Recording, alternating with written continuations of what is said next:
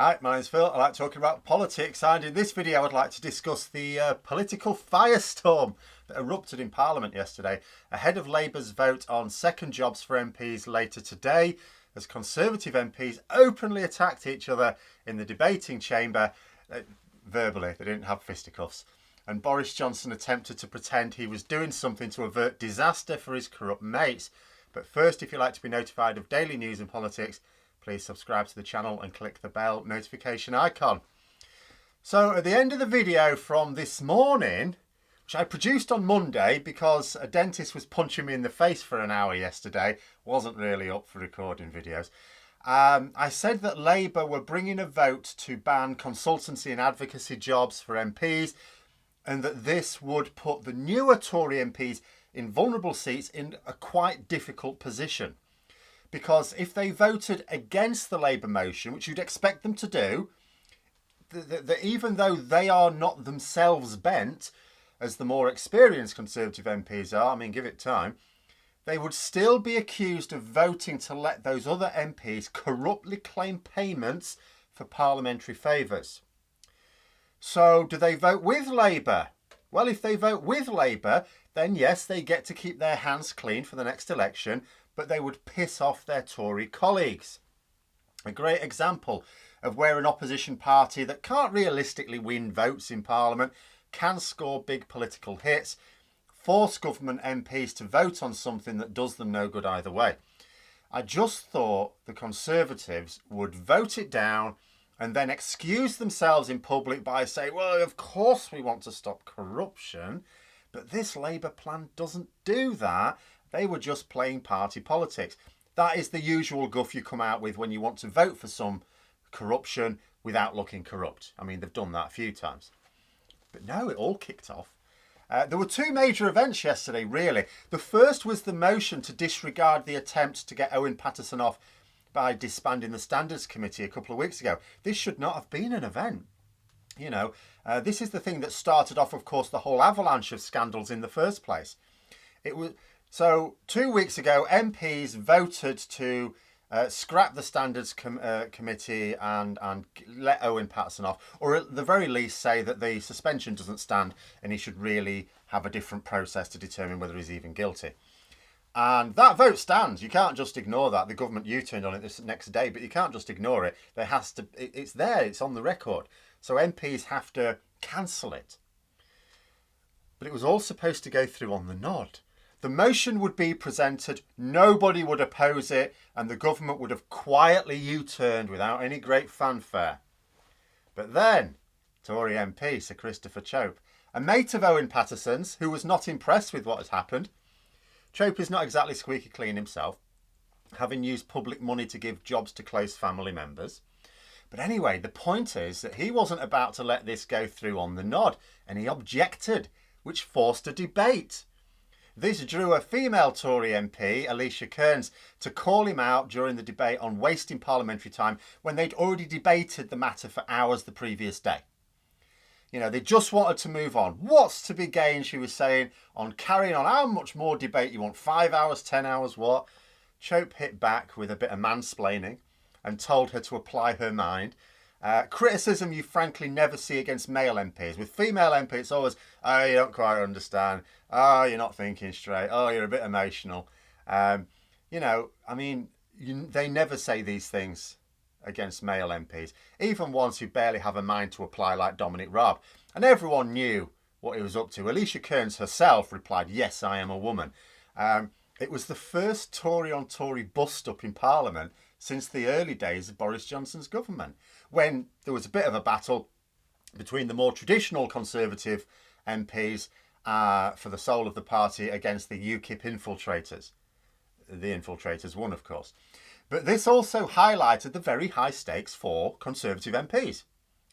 You know, you simply do not get Tories airing their dirty laundry in public like this unless you have two entrenched sides who prioritise the issue over the veneer of party unity. Like Labour have dust-ups in public all the time, but the Conservatives understand the power of appearing united. They're no more united than Labour, but they give the impression that they are. So why is this such a contentious issue for them? that they would gift Labour with this show of unedifying disunity. I mean, Labour MPs on the other side must have just been laughing at this. Well, there are a lot of Tory MPs in very vulnerable seats who don't themselves engage in this sort of corruption. They haven't had time, to be honest. Some of them may genuinely be not corrupt, but these so-called red wall Tory MPs, they're the new MPs from the 2019 crop, in seats that normally you wouldn't have expected to win. At the next election, it's going to be tough to win them. Some of them will win them probably, but it's going to be a battle for all of them.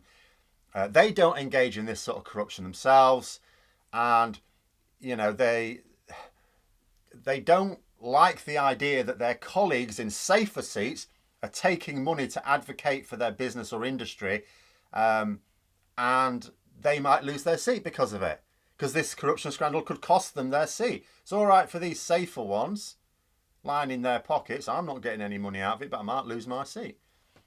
So understandably, they don't fancy that option, So, but on the other side, you've got the Tory MPs in those safer seats who are lining their pockets and would quite like to carry on lining their pockets.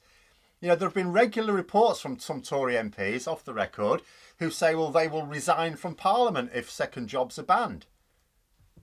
I'm not seeing the problem here. Off you go then. So Boris Johnson, in order to prevent this split to his party, tried to trump Labour's motion with one of his own.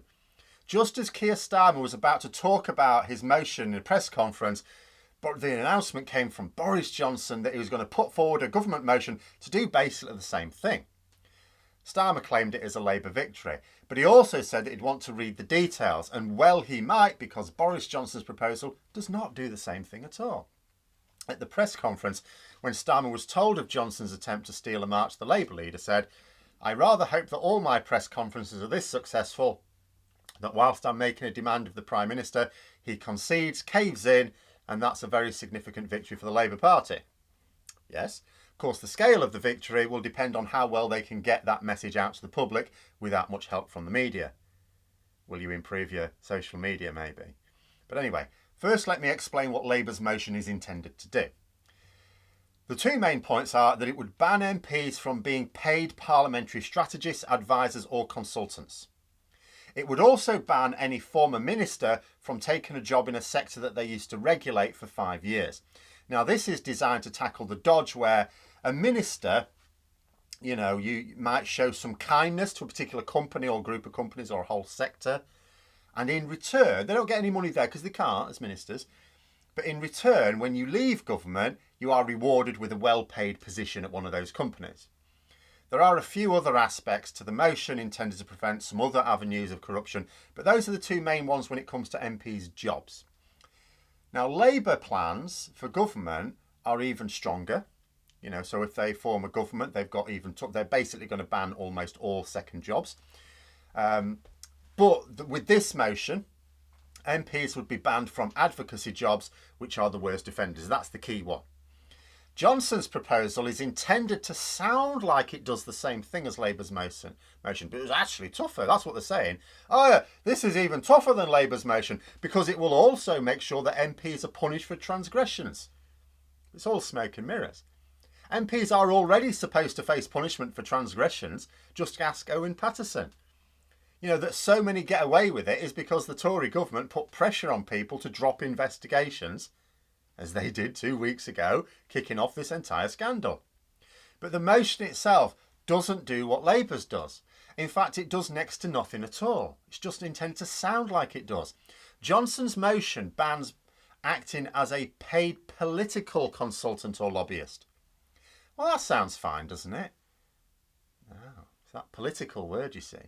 Until you realise it comes with an oddly specific term in there, political. Political can be all sorts of things, and it can also be nothing. So take the example of an MP who is paid by the gambling lobby to block moves to toughen regulations against gambling. Would that be stopped? I'll bet it wouldn't, because their work won't be considered political. Well, these gambling companies aren't political, are they? So this sort of work would be fine. It is a motion that quite deliberately leaves loopholes of such magnitude that any Tory MP can walk straight through it, carrying their sack of ill-gotten gains with them. You know, it is designed to look like Johnson is doing something. People go, oh, yeah, it's the political lobbying that's bad, isn't it? All lobbying is political. They're MPs. Everything they do is political. But it is designed to look like Johnson is doing something when in fact he is doing nothing. This motion isn't about preventing corruption or even reducing it. It's about getting Tory MPs to vote against Labour's motion. That's what this is about. Because it seems that maybe some of those Tory MPs were not planning on opposing Labour's motion. You know, if Johnson's proposal did the same as Labour's, Starmer would drop his own motion, point out that Boris Johnson was yet again in a crisis, having to adopt Labour policy and throw his support behind it. And he'll still be saying that. But that's not what's happening. Labour are still pressing ahead with their own motion. Now, I'll inevitably conclude this episode in tomorrow's video on PMQs, because this issue is bound to be the main topic of conversation, and we'll know how the votes went then. But it is not unlikely that Tory MPs will now get behind Johnson's proposal and sink Labour's. Bear in mind what is outraging this new guard of the Tory party is not the corruption. They do not get to claim that they're outraged at the corruption. If they were, they'd have been moaning a long time ago. It's the fact they might lose their seats. That's why it's suddenly become an issue, because it's only suddenly become an issue in the public. It's only suddenly been something that could lose them their seat at the next election. You know, if they were worried about the corruption itself, they'd have kicked up a fuss a long time ago. If they think they can sell Johnson's plan as a way of tackling corruption, and I'm sure they can, even though it does virtually nothing, then it will work. I'm also sure that Boris Johnson will have worked out his proposal in conjunction with backbench red wall Tory MPs as well. Otherwise, what would be the point if it could still fail anyway? It would be very, very embarrassing if Labour's motion won and his own didn't. But it actually makes no difference whether his wins or not. What will be embarrassing is if Labour's wins. But I'll wait for later today to find out for sure, but I strongly suspect that that is the way it will pan out. Until then, those are my thoughts. Let me know yours in the comments below. Hope you found the video interesting. If you did, don't forget to click the like button. And if you'd like to support the channel further, please also click the Patreon link for details. And until next time, I'll see you later.